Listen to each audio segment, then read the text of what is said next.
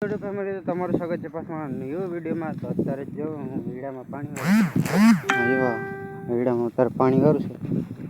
અને તમને ઘઉં બતાડું કેવા થઈ ગયા છેલ્લા પાણીના ઘઉં. તો ઘઉં આવા થઈ ગયા,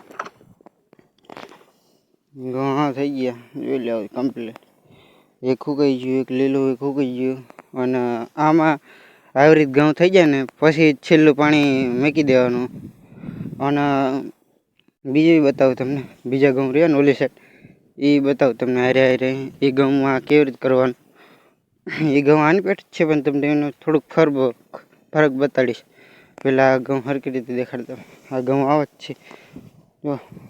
આ ઘઉં એકદમ લીલા ને એકદમ હુકા એવી રીતે હોય. વચમાં જો આ હુકા રહ્યા ને બધા, આટલું હુકું ને ઓલું લીલું, ઓલું લીલું, આ લીલું એવી રીતે જોઈ.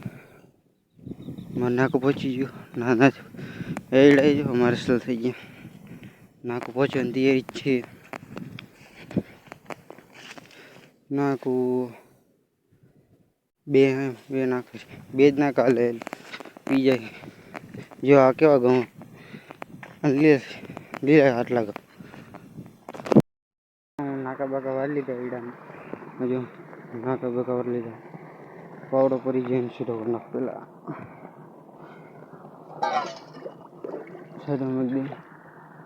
આમ તો એકદમ પાણી પી નાખેલું. આની પર ડબલ પાણી હાલે. જો આમ રહ્યું ને પાણી હજી સુકાયું નહીં તો પાણી ડબલ ચાલુ કરી નાખે. હવે તમને બીજા ઘઉં બતાવી મોડી સાઈડના. હા, તમારે કમસે કમ ઘઉં ક્યારે નીકળશે ખબર? તો કઈ તારીખ હોળી પછી નીકળશે એવું લાગે. મને એવું જ છે, હોળી પછી નીકળશે.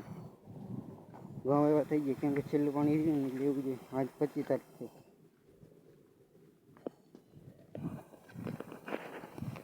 આ ઘઉં જો રહ્યું ને આ છેલ્લું પાછું રહ્યું ને આમાં લીલા લીલા ઘઉં, આ મોટા જ નહીં છે. એમાં નકરું પાણી ભરી જ રહે. કેમ કે હું ઓલું દેખે ને લીલા કલરનું, અહીંયા લાઈન તૂટી જાય એટલે અહીંયા ચાલુ ને ચાલુ રહે પાણી.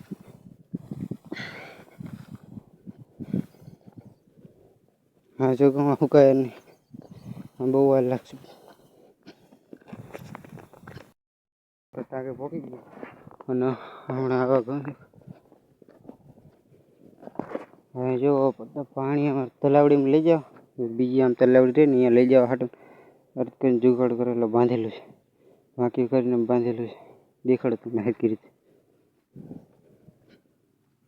હા જો બાકી ફિટ કરીને એવું કરી તેમ પાણી બહાર જાય બીજી તલાવડીમાં. અને અમારા ઘઉં આવે ને એના આગલા દિને તમને ઘઉં બતાવું. હારી ઘઉં હા 1 તારીખ અગાઉ અમારે 25 તારીખે આવ્યા હતા અને 24 તારીખે આવ્યા હતા.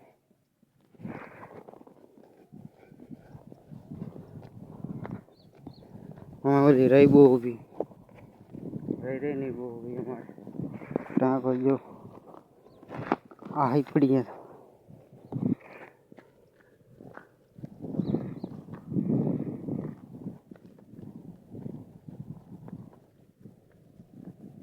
હા તમને બીજા ઘઉં બતાવો ને એ ઘઉંમાં કેટલો ફરક પડે છે.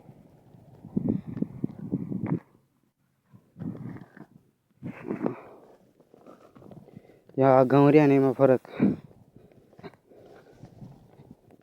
આ ઘઉંમાં જો ઓલું સૂકું દેખાય ને એ કે 25 તારીખે વાવ્યું હતું ને એ અહીંયા સુધી વાવ્યું હતું. પછી 26 તારીખે વાવ્યું તો આટલું અહીંયાથી ઓલું સૂકું રહ્યું ને અહીંયાથી આટલું બધું 26 તારીખે વાવ્યું હતું. એના કારણે રહ્યું ને થોડુંક સેટિંગ વીસી ગયું હતું. અને આમાં રહ્યું ને આ લીલા ઘઉં હોય ને એટલે 2 દાણ પાણી પાઈ દેવાનું. 2 દાણામાં પાણી પડતું ત્યારે જઈને આવું થયું. ના ઓલું એવી રીતે જ થાય કેમ કે ઘઉં જેવા હોય ને એવું પાણી રીત પાવાનું હોય. અને આવો પવન હાલતો હોય ને જો આ કેવો પવન હમણાં હાલે ફાસ્ટમાં એવો પવન હાલતો હોય એટલે પાણી ચાલુ કરવાનું નહીં. મોડું પવન હોય જાય અને રાતનું જ પાણી કરવાનું જાજીભાઈ. અને આ વિડીયો એન્ડ કરશે. ગમે તો લાઈક સબસ્ક્રાઈબ કરતા રહીજો. બાય.